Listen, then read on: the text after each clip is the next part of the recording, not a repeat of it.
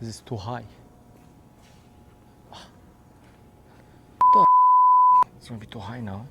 Watch, it's gonna break. How is this going to look by the end of getting this running?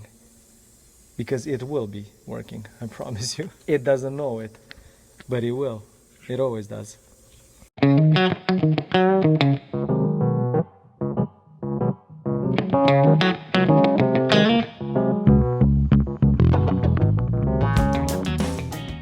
From the not having the guns, which was not my problem. Like I ordered them, but it didn't come. Having to deal with a different type of setup for the gun, you know, the Airless system.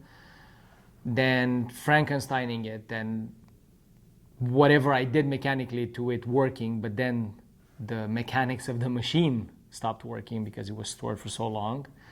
Then the cleaning tray didn't want to work at all.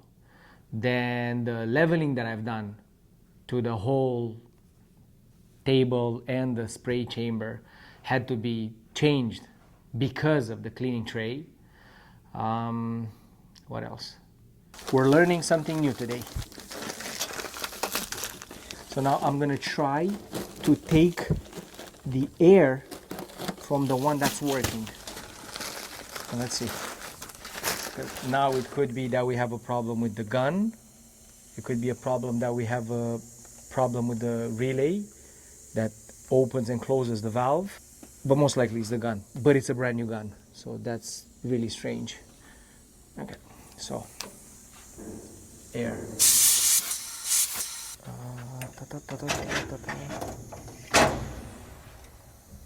No. Sometimes you just get an Allen key and it's exactly the one that you need first try. And now I managed to get it on the third try. Let's see. What's wrong with you, man? What are you suffering from? Because I was curious actually of how is this any different from the Kremlin guns, because they're stubbier.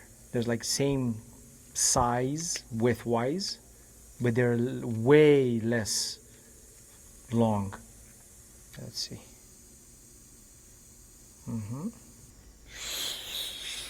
So initially I thought that the passage that I was blowing through, holding the little gun, goes behind the paint, therefore making the fan nicer.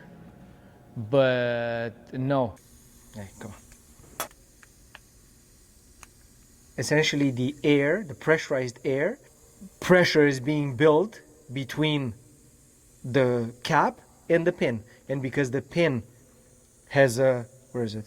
A spring in the back that's being held by this cap, the pressure pushes the pin backwards, opening the passage for paint.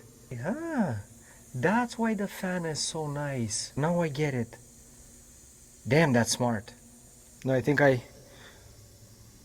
just realized now, I think I messed that up, the whole explanation. Where I was blowing air through, there's no air actually going through there. It's only product. And the opening for the air, it's a little bit lower, where I thought that it was just a guiding pin to get it exactly in the right position. But no, that pin actually has a hole through it, and that's where the air comes through to activate the pin, to move the pin back and forth.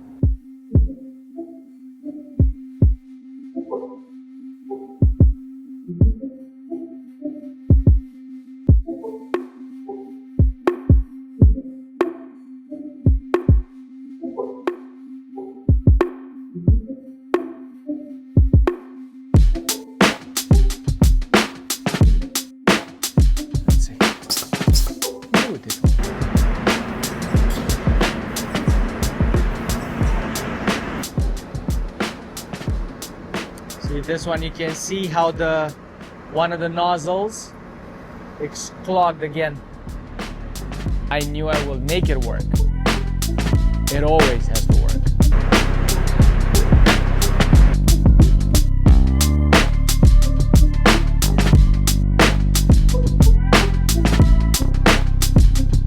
Yeah, so initially I started with the guns being set to spray exactly when they're on top of the door. But because the gun is angled on a 45-degree angle, if the gun is activated when it goes above the edge of the door, because it's on a 45 degree, it's going to shoot an inch or two on the door, therefore not getting any product on the edge. Then I tried it with negative, because again, it's a European machine, so everything is in centimeters and millimeters. So I tried it with 5 centimeters, that wasn't enough. Then I tried it with 10 centimeters, was okay. And the way you see it spraying, and it starts about, 2.5 to 3 inches away from the edge. So the gun going towards the door, it's being triggered and it starts spraying about 3 inches before the tip of the gun would go over the edge of the door, like vertically speaking. And therefore it shoots paint directly on the edge of the door. Because like I said, for opaque systems, it's extremely important to get enough product on the edges. And so I need to make it start spraying on the edges faster.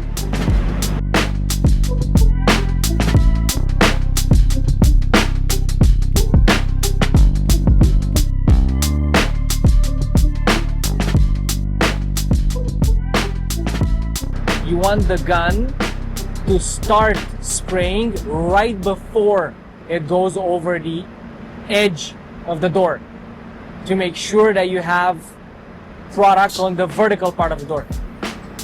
You see how it triggers like 2 inches or 3 inches before it hits the door.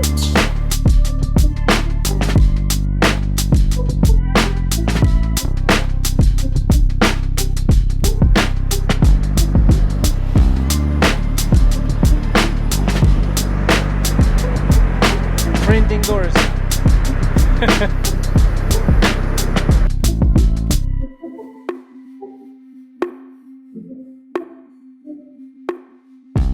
Every time you're asking me to say something, I can't say it.